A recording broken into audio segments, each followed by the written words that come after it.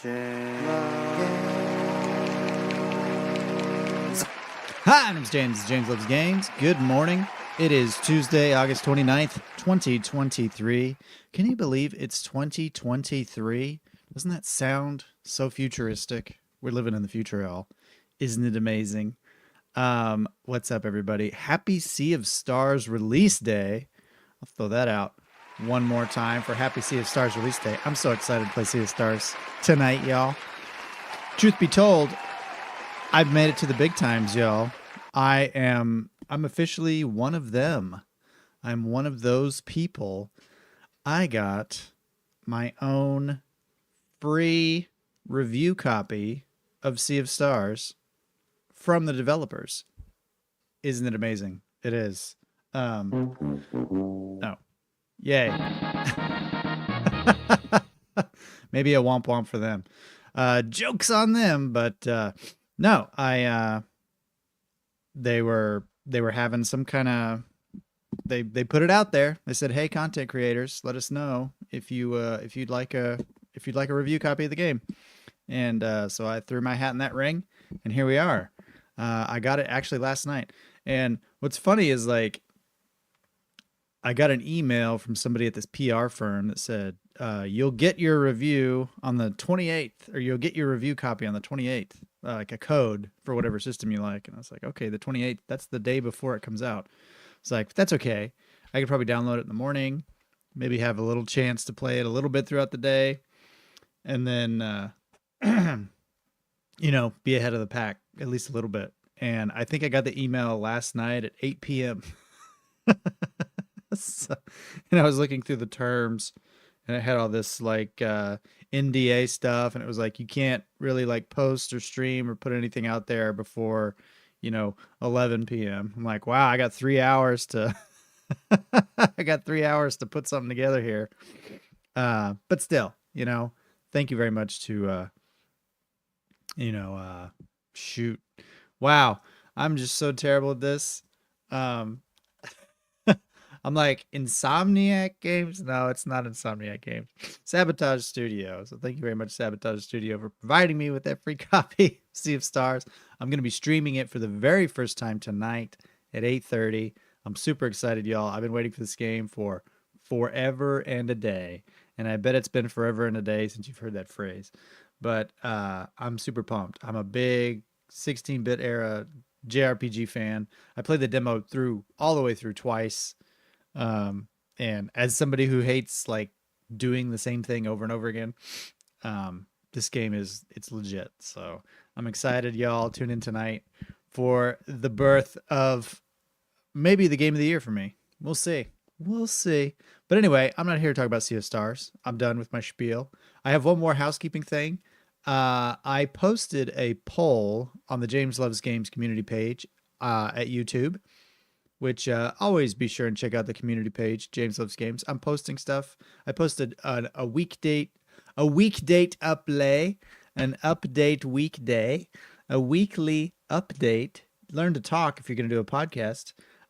I do a weekly update every Sunday afternoon where I lay out what I'm going to be doing throughout the week, what streams, what podcast episodes, so on and so forth. I posted a poll yesterday. October's coming up, and I am historically not one to get super excited about horror games. Usually I don't like them so much, but there's something about streaming it and doing it live for all of you fine folks that really makes it much more fun. Now, when I turn everything off and have to walk through this dark, scary building and get back to my house, that's not going to be so much fun. But I think you'll see from the poll, a lot of these games are not going to be like that scary, I don't think. I mean, it's not like Visage or anything truly horrifying. I feel like once I got through Visage last year, there's really nothing I can't conquer, scary-wise. But we've got Little Nightmares 2, Signalis, Doki Doki Literature Club, and Alan Wake Remastered in the poll. And this is just which one of these you want me to play first. And it's clear to me, like, it's still pretty neck and neck between Little Nightmares 2 and Alan Wake Remastered. Alan Wake Remastered is ahead at 39% to Little Nightmares 32%. What I'm surprised about is Signalis only has 10% of the vote, which I thought that looked like it would be right up my audience's alley. Maybe it's just not that well known of a game, but it's kind of like a top down Resident Evil style, um, PS1 era looking zombie shooter kind of thing that is highly regarded by Ben Starr, who you might know as the voice of Clive Rossfield from Final Fantasy 16.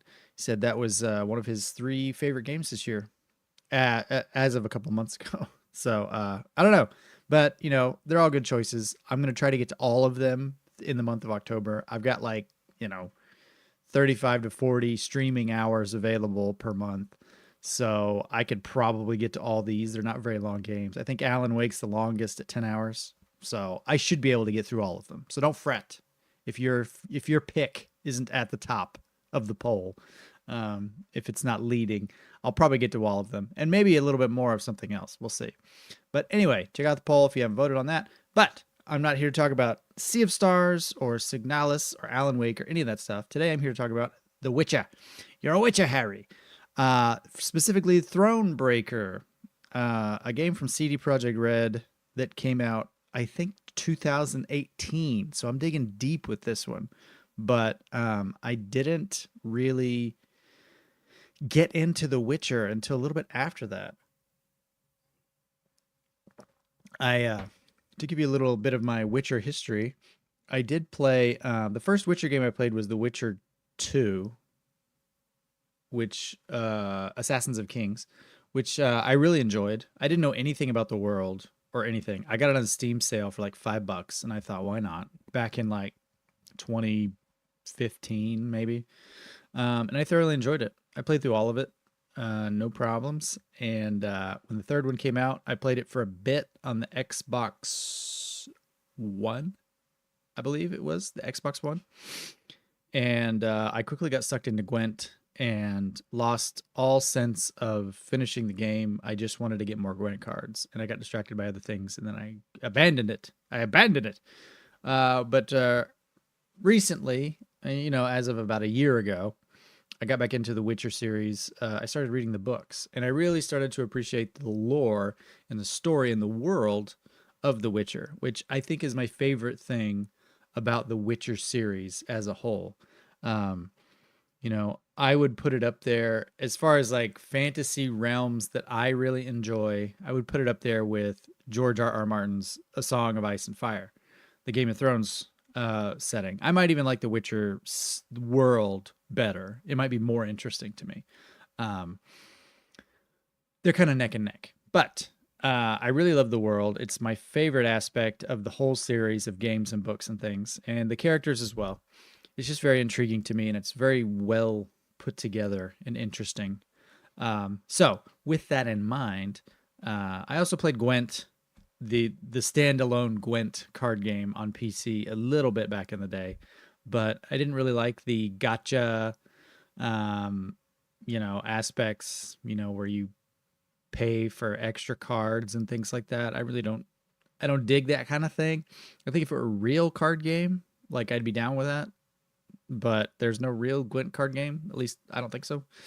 And it wouldn't really work that well as a real card game because there's too much stuff going on underneath the surface. It has to be really like a video game, card game. But anyway, I enjoyed it, but I didn't play it too much. And so here we are at Thronebreaker. Thronebreaker came out, and I got it. It was one of the games I felt really would go well on the Switch.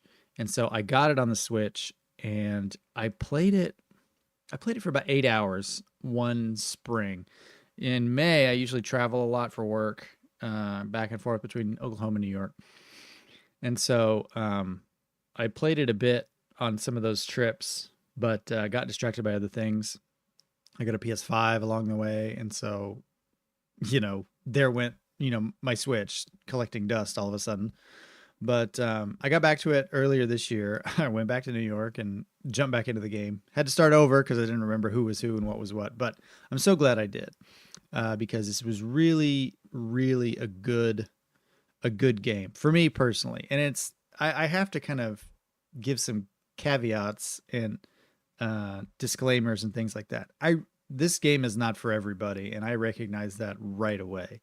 Like the the gameplay style, the art style, the world, and all that, it doesn't have mass appeal, I don't think. It appeals to me very much so. I really enjoyed almost everything about it. Um, as far as like the looks of the game, I really love the art style. It kind of reminds me of the FX animated show Archer. If you've not seen Archer, which is a hilarious, wonderful take on like 1960s spy adventures, it's kind of like spoofing that type of thing. But some of the characters in Thronebreaker look like they were taken straight out of Archer, which cracks me up because the tone of these two of these two things could not be more different. So I get some characters that look like, Cyril Figgis or Sterling Archer, and they're dressed up in like medieval clothes, and I'm just like, this is weird, but I like the look of it. It works. It certainly stands out in a crowded field of like realistic looking characters in games. I like it when things have a little bit of an artistic spin and you just give the game a little more style. It's sort of like how the Wind Waker stood out from all the Zelda games that came out before it. A lot of people criticized, the look, called it Zelda and all that stuff because it was cell shaded, but it really made it pop and stand out from the crowd. And that's kind of how I feel about Thronebreaker. It really stands apart from most other games with its very unique look, and the way that they do the cutscenes and everything. If you can call them cutscenes, it's kind of laid out almost like reading a comic book about The Witcher, because the art style kind of lends itself to that ink and paper kind of look. And I really enjoyed it. Especially the world maps itself and the way that the rhythm of the game kind of works is, you've got a main map and that you're walking on, and you kind of have this far down, top down look where you're controlling Queen Meve, who's the main character of the game. She's the protagonist, and you're walking around the map. And as you're walking around, there are little things to interact with, like little groups of people to talk to, or sometimes there'll just be some random monster in the road, and when you get close to it, it'll initiate a card battle. And that's when the Gwent part comes in, and you play your little card battle. And once it's over, you're back restarted. And there's little things to pick up, like gold and wood and resources. And so you've also got your camp that you can go to. You open your menu, and you've got your little camp where you can recruit new cards or manage your camp and upgrade things and talk to some of the other characters to get more of their backstory and things like that, which is a really good system because, so much of it was optional and voluntary. So like if I didn't care so much about these characters, I didn't need to bother going to like the mess tent and talking to any of them. I'll just consume whatever the story decides to give me, and move on from there. Or, if you want to, you can go in and just talk to specific ones. I will say about the camp sort of upgrade part of the game, it's a little limited. At the beginning, it seems to make a big difference. And I'll say one thing that bugged me was one of the very first upgrades that you can get in your camp is allowing Meve to walk faster on the world map. And I felt like that was a bit cheap. It's like, just make her walk fast in general from the beginning without making me spend resources to make her walk faster. Like lore wise, it doesn't make sense. And it just seems like a cheap way to make the game last longer from the outset a little bit. And having said that, like moving her around the map is a bit of a chore. She moves kind of sluggishly, especially at the beginning. But after, I think you can upgrade her movement speed twice. After you upgrade it all the way, you kind of get used to it. But even still, like the way she turns and walks around objects, and a lot of the objects on the map itself, it's hard to tell which ones you can walk through and which ones you can't. Like for the most part, you can kind of tell, like I can't walk through this, but sometimes there's like a broken fence and it's like, can I walk through that or not? And it's like, sometimes you can and sometimes you can't. Just depends on where you are. So like the navigation around the map itself, I didn't love. It was just kind of awkward and sluggish, but the map itself is gorgeous. Like you've got different villages and towns, and throughout the game, you hop from region to region. And so, I'm going to throw out some spoilers here. It doesn't, it's an older game. I don't think most of you will probably play it anyway. If you haven't played it by this point, it's probably not your thing, right? But so the main crux of the story is you follow Queen Meve of Lyria and Rivia, and the Nilfgaardian army, one of the Nilfgaardian armies, is invading. And so they come in. There's some backstabbing, Game of Thrones type of intrigue. She gets ousted from her kingdom and is suddenly on the run. And so she has to go kind of from kingdom to kingdom, trying to get help from other leaders and other people to go back to Lyria and Rivia, run out these Nilfgaardians and get her kingdom back. And so that's just really the crux of the story. And so it's a good way to see a lot of these different areas within the world of The Witcher. I mean, I think you go from Lyria to Edirne to Mahakam, which is where the dwarves live up in the mountains, to Angren, which is real swampy and gross. There's some elf woods in there somewhere too. I don't remember. It's been a while. And then back through Rivia for the finale. But I think there's like 5 different areas, and each of them takes probably about, I don't know, 6 to 8 hours each. It's a surprisingly long game. I spent about 40 hours total in the game. And, for it looks kind of like a light little adventure, almost like an indie game that would take, 10 hours or less. But it's surprisingly robust. Like it takes a while to get through. And I'll say like the pace of the game kept up pretty well. Like the story moved along pretty well until I got to Angren Swamp, which felt like I was there for an eternity. And I think that was kind of the point, because the whole time you're there, it's like the narrator is complaining on behalf of everybody who's stuck in the swamp. And it's just like buggy and hot and gross, and everybody's wet and complaining the whole time you're there. And you're just fighting monsters and monsters and monsters. Like more so than any other area. It's just like monster fights.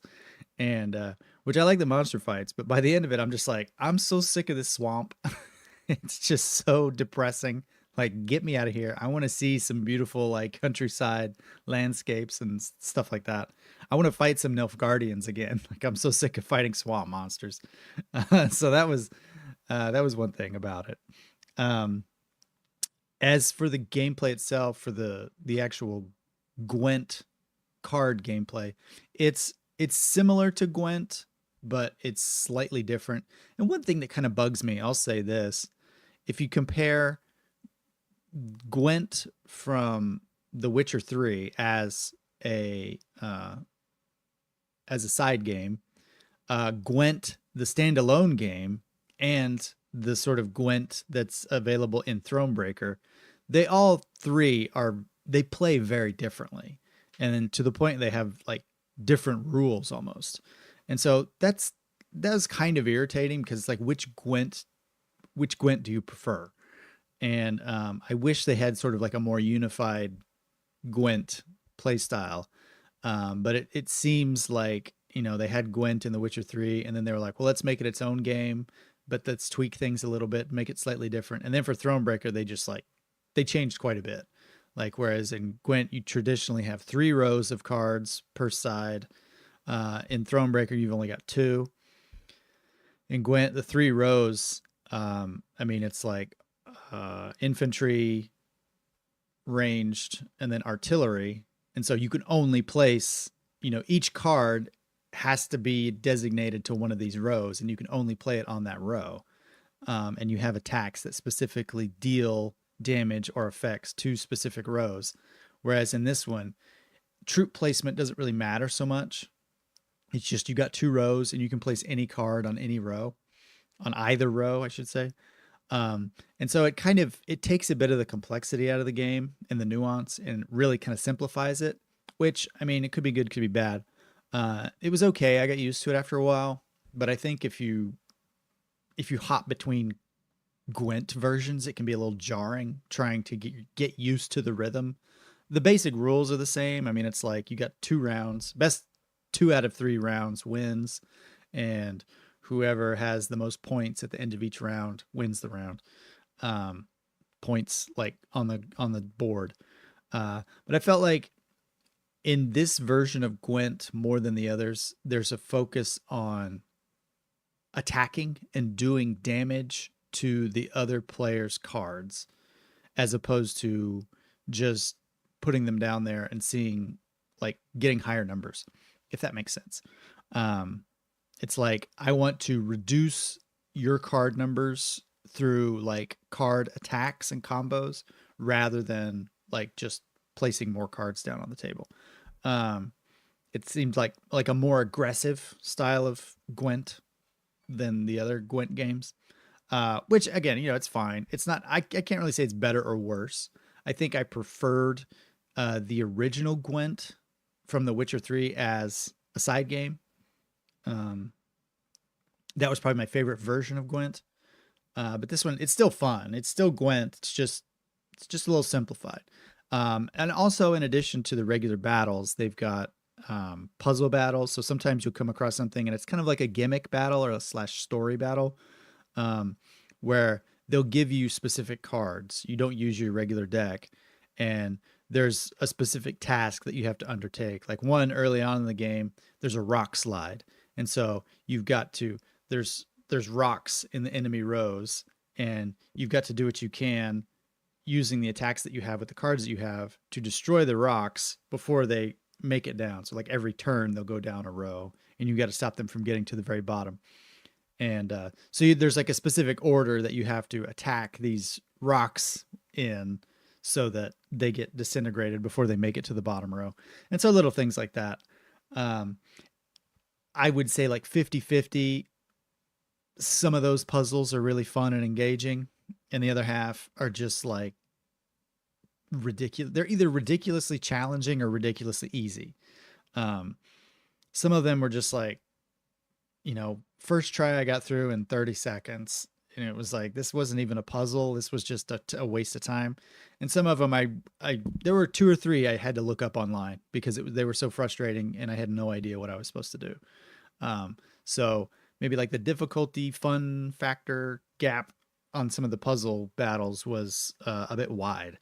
But those are optional.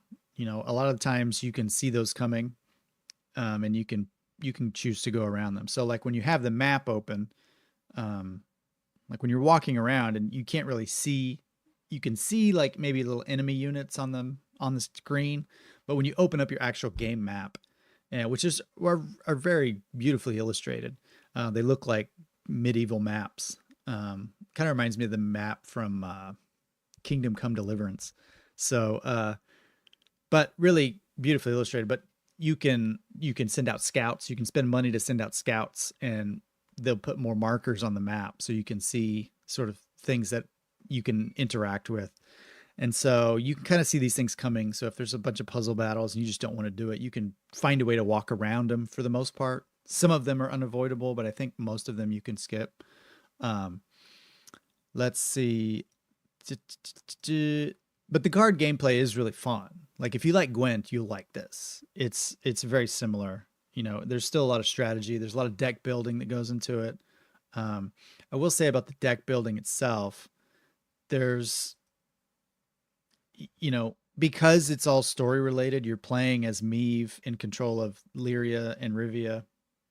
Like that's the only deck that you get to use, which I thought was kind of a bummer.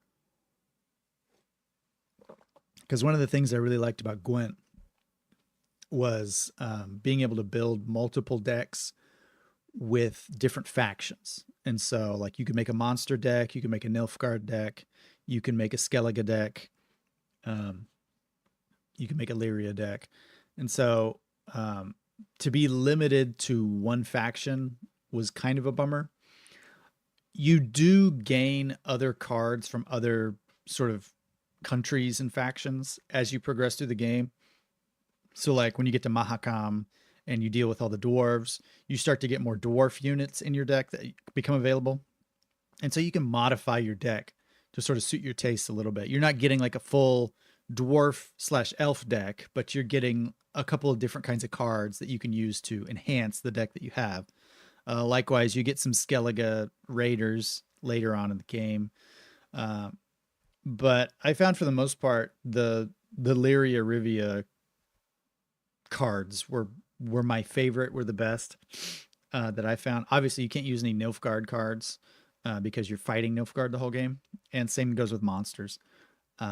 Which again, I would prefer to have like a couple of different campaigns, like from different viewpoints or something, so that I could have multiple decks. But I would be okay if they released like Thronebreaker 2 and you got a different person's viewpoint and you got to play a different faction's deck. Like that would be really cool. But I'm really hooked on this type of game, so maybe they're probably not going to spend the money to make another one just for me. Um, let's see. As for the story itself, I think I touched on this, but like they really dig into the lore of the world, and which can be overwhelming, I'll say. Like, and this is kind of common across Witcher games.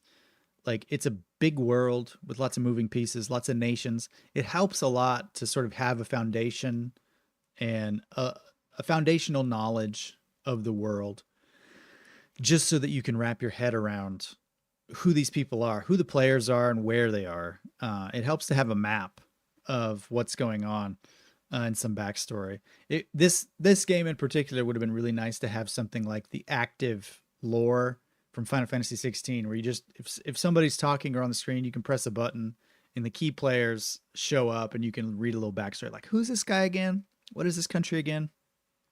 And I think a world map would have been very useful to look at, just to get your bearings a little bit and learn who these players are, because like you have a map of the region that you're in at any given time, but there's no like world map that you can look at, which was kind of a bummer because I feel like it's really necessary for this type of game. But I already am very familiar with everybody, and so it wasn't a big deal to me. But I really enjoyed it, and so as you go through part of the game, you've got the exploration, you've got the card games, and you've also got sort of moral choices because you're Queen Meve, and you're leading your army, and you come into situations where you've got to make a choice one way or the other. And so when you make this choice, maybe it's the right thing to do, but your troops don't like it. And so if you choose to do that, this person's happy and you might get a little reward, but the morale of your army goes down. And so there are dozens and dozens of little things like that throughout the game where you have to make a choice. Some of them I feel like are much more impactful than others. For example, there's some choices, like I got a character, I can't remember her name, but I got a character from Edirne, and she was a really good card. So when a character joins your army, you get their card that you can put into your deck. And she had a really good card, and I really enjoyed having her. But she was like super racist and hated elves and dwarves.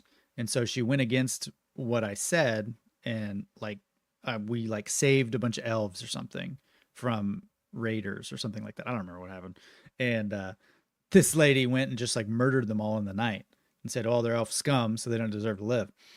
And so like I had a choice at that point. I could either, forgive her and be like, "Well, I know you've had some bad experiences with the elves, so I'll forgive it this time, but don't you disobey me again."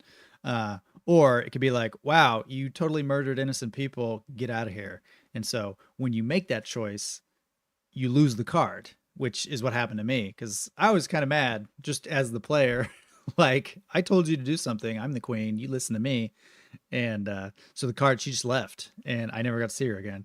And I was kind of bummed. And I was like, okay, so there's real world consequences to some of these choices. And others, I didn't feel like there were really that many. So it's kind of hit and miss with the story choices. But yeah, sometimes you lose cards, sometimes you gain cards. And so whenever there was a card that I really, really liked, I made sure to like kowtow to this person just so that they stick around so I could keep their really good card. So you got to kind of keep that in mind. Um, one kind of beef I'll say I thought was kind of funny is like Geralt of Rivia, obviously like the Witcher, the hero of the story. He makes one appearance in this game, like literally once he shows up. He's in one fight, And I don't know if like there's some choices you can make to keep him around for longer, but like he's on the cover of the game. Okay. It's like Queen Meve, her son Willem, uh, General Epdahi, and Geralt of Rivia, like the four people on the main cover of the game. And like Geralt is in that game for like maybe 10 minutes out of 40 hours. So if you're going into this thinking like, all right, more Geralt adventures, it's called The Witcher Tales after all. Like The Witcher is absent for 99% of this game. So buyer beware. If you're getting into this for Geralt, you're going to be disappointed, which I thought was pretty funny. And he had a good card too. But yeah, he was there for one battle. And I think one other battle had a different Witcher. But yeah, for a game called The Witcher Tales, it's surprisingly devoid of Witchers. So keep that in mind. It's all about Meve, and it's all about her fight with Nilfgaard, which is good. I mean, it's a good story. The story didn't really need Geralt. I think that the characters stand out on their own. The story stands up on its own without Geralt and his stuff going on. So it was fine, but I just thought it was funny that, the hero of the story is not even in this game. Um, but let's see. I feel like I talked about a lot of this stuff already. Like I said, there's an army morale mechanic in the game. So like up in the top left corner, you have a little icon that shows how your army is feeling. And so if it's neutral, it's just like a little kind of diamond shaped square that's brown. And in that situation, your cards are at their base. So whatever the card's numbers are, like if your army's morale is neutral, they're going to stay the same. If you make choices that your army didn't like or something like that, or if you lose a battle, you got to, start over. But I mean, there are lots of situations in which your morale can go down. And in that case, it's an upside down triangle, like pointing down, and it's red. And all of your cards are like minus 1 or 2 points to their values. Likewise, if your morale is up, so like if you come across a shrine to Melitele, or if you do something that the army likes, then you'll have a little green triangle pointing up, and all of your cards have a boost in their numbers, which is a really cool mechanic because it gives you an extra layer of incentive when making your choices. So you'll come across, for example, like a mass grave, and there'll be a whole bunch of dead bodies of like villagers or something. And you've got a choice there. You can either, you can bury them. You can spend time and money to bury these people, but it's going to cost a whole bunch of money and resources. But if you do bury them, then it'll give your troops a morale boost. And so you've got to kind of manage these things. So it's like, if my troops' morale is already really high, I can just ignore it and move on. If they have lower morale, then I can go ahead and spend the resources to get that boost for my army because there's a fight coming up. I'm going to need that boost. And so it's nice to have that little extra layer. It's just a little too simplified. I wish that they had put a little more detail into sort of like your army's condition, because I really like that idea behind it of your choices affecting your troops and actually affecting the battles to come. I just wish that maybe they had more layers to the morale as opposed to just neutral, good, and bad. Maybe a couple little layers in between. Because I came across lots of situations where I had opportunities to boost my troops' morale, but it was already boosted. And so like there's shrines kind of sprinkled throughout. And when you see one, you use it and their morale automatically goes up a level. So if they were down, then you use the shrine, it goes to neutral. Or if you're at neutral, then it goes to good. And like I said, there's little social interactions that you can do. There's little things like, oh, this little village is torturing these elves because they're all racist and they don't like elves.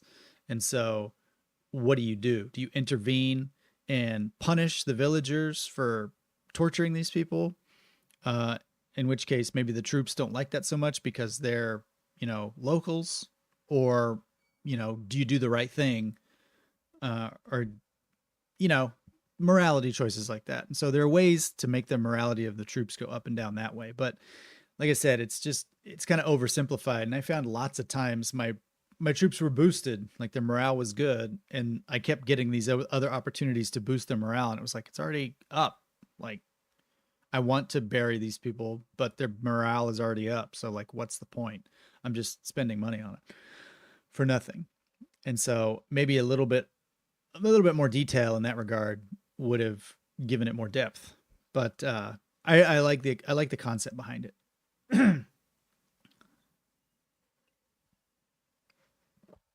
um, One other thing related to the story itself.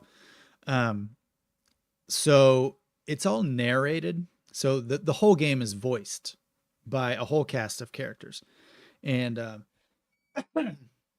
you're not just reading text the whole time. And I'll say this has some of the finest voice acting in a game that I've heard ever.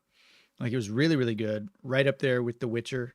Like The Witcher 3 had really good voices and voice acting. And this is same quality, really high. And so I really enjoyed that. The way the story is told, it's being narrated to you by a narrator in like a bar or whatever tavern, and so the narrator is telling the story between bits of dialogue. So it's like, and Queen Maeve walked around the hill and saw a mass grave, and then it's Queen Maeve talking, and what are we going to do about this mass grave? And it's fine. It was a good way to present the story, and so they've also got the text showing up on the screen as they're talking. And so you can kind of choose to listen or choose to read. What I did notice towards the end of the game was that I kind of wanted things to just move along. And so you can press A to sort of skip the text. Like basically the text is moving along and revealing itself as they're talking. You can press A to reveal it all. And so I found myself just reading ahead while they're talking and then skipping to the next chunk of dialogue. And so it was a little jarring trying to like read ahead while they're talking, reading a different part of the dialogue. But that was just my own impatience. The voice acting was good. It was just like at some point, like, I've got like 30 minutes on my lunch break to play this game. Like, let's wrap it up. I get it.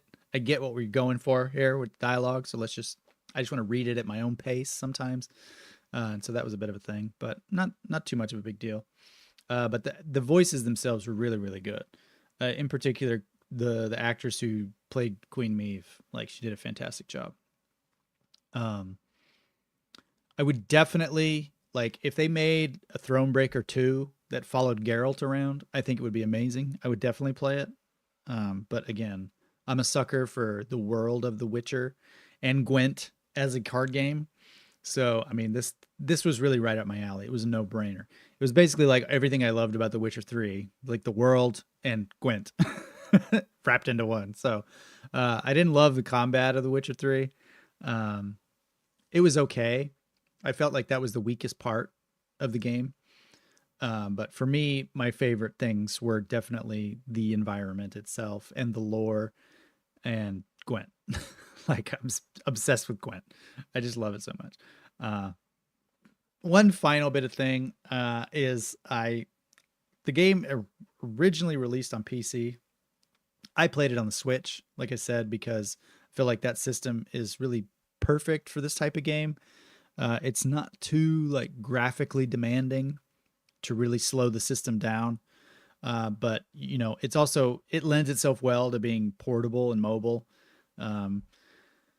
And so like pragmatically, like it works really well on the Switch, but it did slow down a little bit. So it was a little choppy during certain parts of the game. Like I said, it's during the cutscenes and everything. It's just like I said, it's like Archer. So it's like just kind of 2D comic book characters just talking at each other. And then there's not a whole lot of movement there. There's not a whole lot of animation. But when you're on the map, when you're on the main overworld and walking around and exploring, sometimes it can get a little hiccupy at times. But it's kind of like you learn to anticipate when it's going to get choppy, like during certain things. And I kind of got used to it after a while, but it was still a little annoying. Like I wished it ran as smoothly as possible. But, again, it's the Switch. I give the Switch a pass in certain ways, just because it's like I know I'm giving up some performance and fidelity for the convenience of being able to take it wherever I want. And so, you know, that's just playing games on the Switch. It's not really a criticism of the game itself. It's just a limitation of the hardware. Uh, but it does run not perfectly on the Switch. So I'll say that it's a little choppy at parts, but it's not a deal breaker by any means. So there is that, and that's pretty much all I had to say about Thronebreaker. Doctor Respect, good morning, good to see you. Imagine if Tom and Jerry times Looney Tunes bundle will be added to Call of Duty 20 Modern Warfare 3 after release. That comment came out of nowhere. That came out of left field. Imagine if it did. Since you brought it up, I'll throw it out there. Like, Call of Duty has just gone off the rails. What the heck are they doing over there? Like, you can just play as all these crazy characters in Call of Duty now. I don't get it. Like, I think you can play as like Doja Cat or something. Whenever I saw like a year ago, you could play as all these famous soccer players. Like, I love soccer, but like, I don't want to play as Lionel Messi in Call of Duty. I don't want to see a bunch of Neymars and Ronaldos running around in Call of Duty. It's just weird. Like, it's an obvious money grab that has nothing to do with the game. Um, or even worse, like Doja Cat or um, cartoon characters, or it's just like, you're not Fortnite. Quit trying to be Fortnite. Like, that's their thing. It works for them because that game's silly and makes no sense. But like Call of Duty, they're trying for some kind of realism. It's weird. I feel like that's just a desperate ploy, a desperate gimmick to get people to spend money. Um, so not not the coolest move in my book. But I think that's pretty much all I have to say about The Witcher. One more thing. So like, you travel around the world and there's treasure chests and resources and things like that that you collect. And I reached a certain point in the game where I had so much money it didn't matter. And I think most games kind of end up like this towards the end. But I felt like about halfway through, like, the amount of gold I had didn't matter. Like, I had so much. If it's like, oh, we come across a broken bridge, it's going to cost 2,000 gold to fix. I'm just like, fix it. It's like, I got like 50 grand here. Like, this is nothing to me. Let's just fix it and move on. And so like, it sort of took out the impact of some choices, at least the ones that had to do with money and resources. Um, Same thing with like your troop numbers, because one of the resources that you've got gold, you got wood, and you have troop numbers. And so like, when you come to new towns and villages and things, sometimes there'll be a little banner, and when you activate the banner, you get some extra troops added to your army, which means when you go into like your deck editor, you can recruit new cards. So basically, you're using your resources to buy more copies of cards. So if there's a particular card that you like Rivian Pikeman, which is a card I really like, because when you play one, all the ones in your deck get summoned right next to it. And so it was really nice in a pinch if I'm at like the end of a battle and I'm down, I'm losing, I've got that up my sleeve where I just play that, and all of a sudden I've got like 40 more points. And so like, I could spend resources to buy a whole bunch of these cards and put them into my deck. But just like the gold, like my troop resources, I had so much that like the deck that I had was just winning over and over again. Like, I really kind of found a good combo for my deck. And so I didn't really need to spend any more resources on stuff. And so they became kind of useless. So the economy got kind of broken there towards the end of the game. Which again, I think it's really a difficult thing to balance out an economy like that and make it to where these resources are valuable, but not like so scarce that the game is too difficult. But yeah, I got the gold got kind of worthless by the end of the game. So that's just one thing. One last thing. I don't think I have anything else to say about it. Like I said, I really enjoyed the characters, particularly Gascon. You start the game and before Nilfgaard invades, you start the game and you're fighting off these bandits in your kingdom. And you're playing as Lord Caldwell, and you go through and you're fighting these bandits led by Gascon, the Duke of Dogs. And his story arc is a really good one. It was probably my favorite one in the game, aside from Meeves herself. But like, as you peel more back about this character, who, you know, he joins your army, and so you get to use all the bandit troops later on too. And like, he butts heads with Reynard Odo, who's sort of like the queen's right-hand man, her main general. And so Reynard and Gascon are always butting heads because you've got like the lordly loyal general versus like the scoundrel who's been robbing people and murdering people. And Meave is taking advice from both of them in different ways for different reasons. And so she sort of has to like put her morals and high ground on the side sometimes just to get the job done. Whereas Reynard will say, well, we have to face them head on. It's the right thing to do. It's the honorable thing to do. And, you know, Gascon will say, you know what? I'll just take a group of guys and we'll sneak through the woods and ambush them and just murder them in their sleep. And she's like, you know, we got to win this thing. So it kind of reminded me of Ghost of Tsushima, that sort of transformation of Jin Sakai, where, you know, you can do the honorable samurai thing and fight the enemy head on and, you know, lose your whole country. Or you can start fighting dirty like the enemy's fighting dirty and, you know, save everybody, but at the cost of your honor. So it was kind of like similar moral quandary in the game there, which I enjoyed. But Gascon was one of my favorite characters. Really, really good. That was pretty much it. I think I don't have anything else to say about it. If I had to give the game a number, which again, I don't love giving games number scores because they don't give you the why, you know, it's just a number. And I feel like it really devalues the game as a whole just by condensing it to a 1 through 10.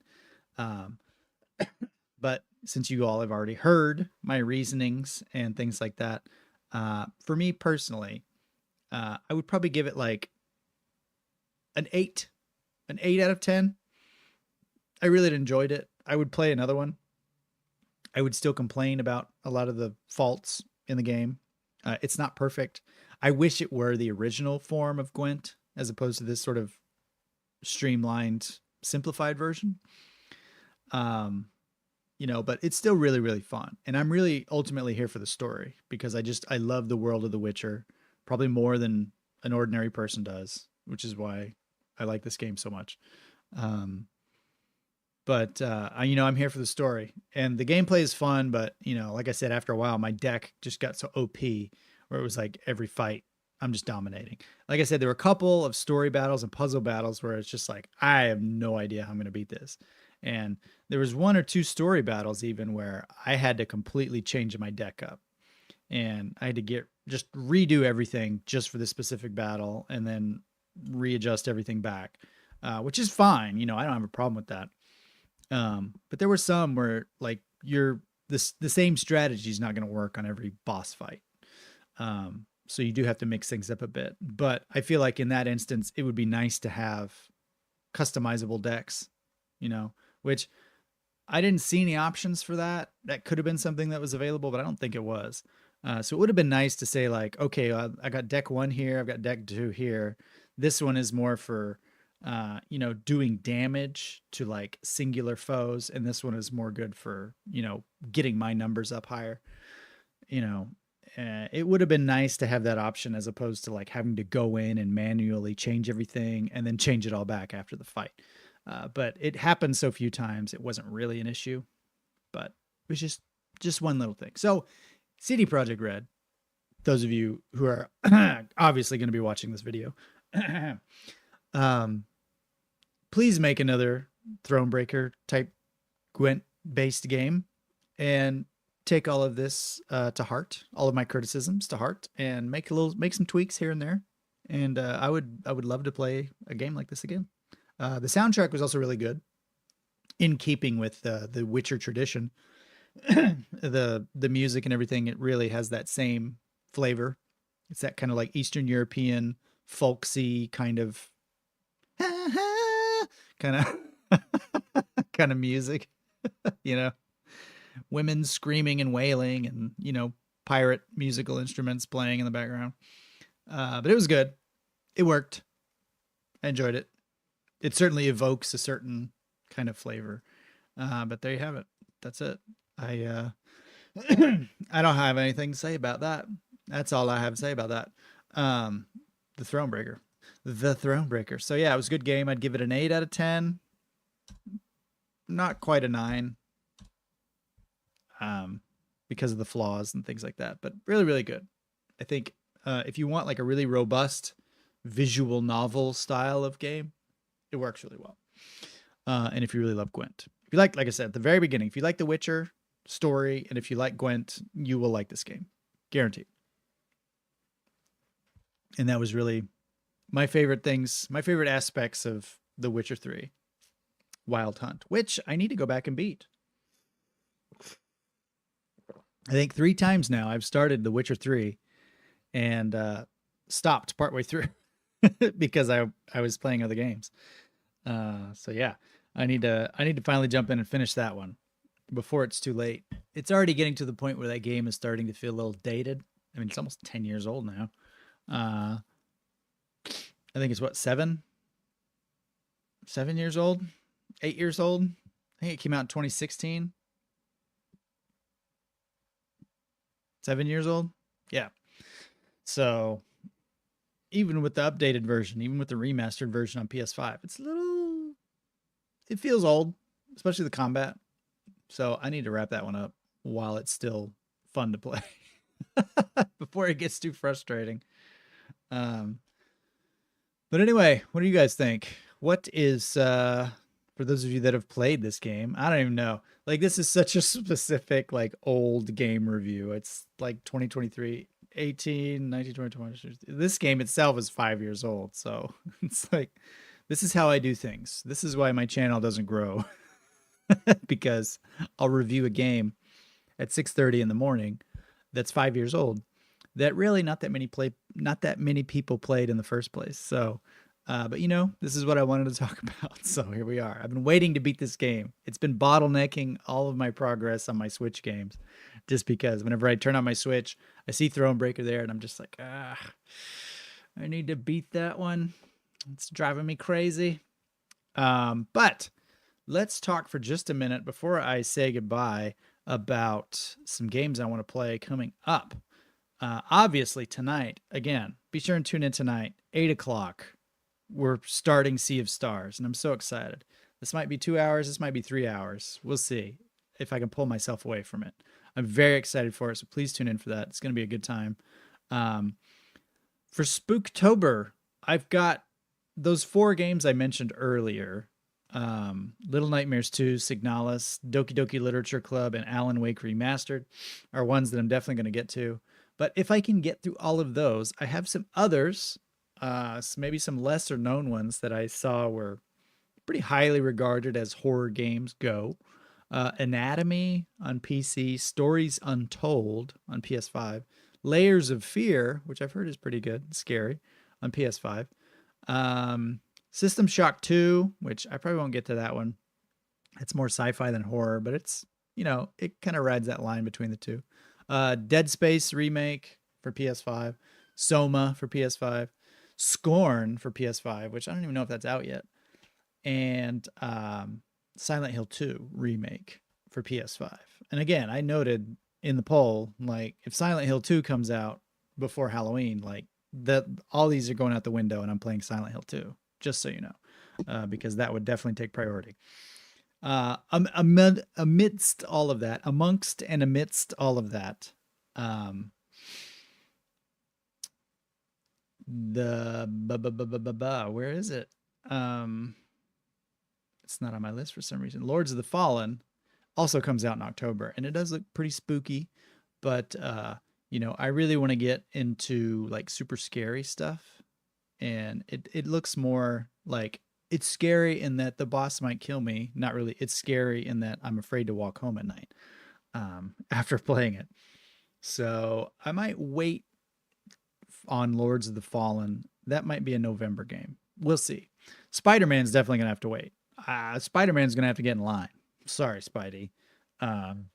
you know, it looks fun and I'm excited to play it, but you know, I got the plat for Spider-Man, I got the plat for Miles Morales, and you know, I'm still a little Spider-Man'd out, you know, because I'm pretty sure that game is going to be exactly like the other two, which is fine. It's a really good game, but you know, there's only so much of the same exact game I can play so close together.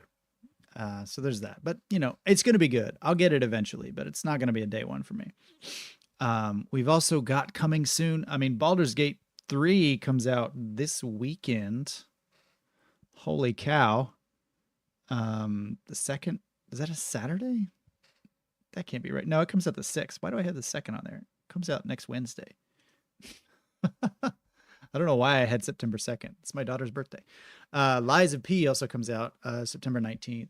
Again, I'm going to wait on that one just because I've got such a backlog of games. I'm going to be playing through Sea of Stars, and then I've got Armored Core 6, and I've also got Tales of Arise. Let's talk about some of those. I've also got Chained Echoes, Metroid Dread, Tears of the Kingdom. I haven't beaten Hogwarts Legacy. I mean, I started that way back when, and The Witcher 3 as well.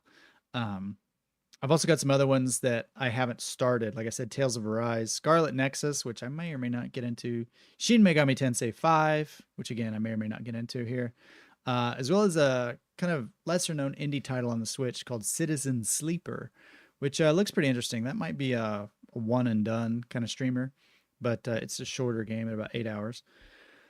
So yeah, busy. Lots of games.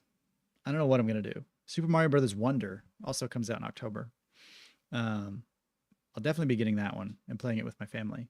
Maybe not day one. We'll see. That might be a special Christmas present or something. We'll see. Super Mario RPG, though, in November is the must. That's going to be a day one. So, yeah. Lots of stuff. Lots of things to keep us busy. I don't know where I'm going to find the time, honestly. Where do you guys find the time? But I've played through so many games this year already. Like, I've been compiling my list of the games I've played this year. I've played 18. I've played 18 different games this year, which is pretty good for August. I think last year I got up to like 30 something, which was really impressive. I played a lot more last year. But hey, we might make it by the end of the year. I think October is going to cram my schedule full of games for Spooktober. But anyway, thank you all for tuning in today. If you did, thank you for tuning into this early morning review with no gameplay footage of a game from 5 years ago. So yeah, that nobody played. Like I said, this is James Loves Games. It's my way or the highway. So yeah, there we go. Anyway, thanks for tuning in. I'll be back tonight, like I said, 8 p.m. U.S. Central Time for Sea of Stars Part 1. I'm so excited, y'all. I'm so excited. It's going to be good. I'm very pumped for it. I'm going to be playing it a lot off stream. So the gap between Tuesday and Thursday is probably going to be pretty vast. You're going to show up to the Thursday stream and be like, what the heck happened? You're in a totally different place. You went up 12 levels. What happened? And I'll be like, Wednesday happened, man. I got to play it. Anyway, so yeah, get pumped for that. Get pumped Thursday morning. I'm going to be talking about some different animes that I've really been enjoying. I'm head over heels in love with anime again. So it's like I took like 10 years off from anime just because I was kind of over it. I was done with anime. And then I got a Crunchyroll subscription a while back, and now I'm back, baby. So I'm hooked. I've got like 10 or so different ones I've watched since coming back, and I've got questions. So if you're into anime, turn in Thursday morning. We can have this discussion. What the heck is up with JoJo's Bizarre Adventure, y'all? I gotta know. So if you have some words to add into that, what's the appeal? What's the appeal of JoJo? I don't get it. But I've only watched one episode. I will watch more. But as of right now, I'm just left going, huh? This is bizarre. But yeah. Anyway, thanks for tuning in. I'll see you next time right here on Bye-bye.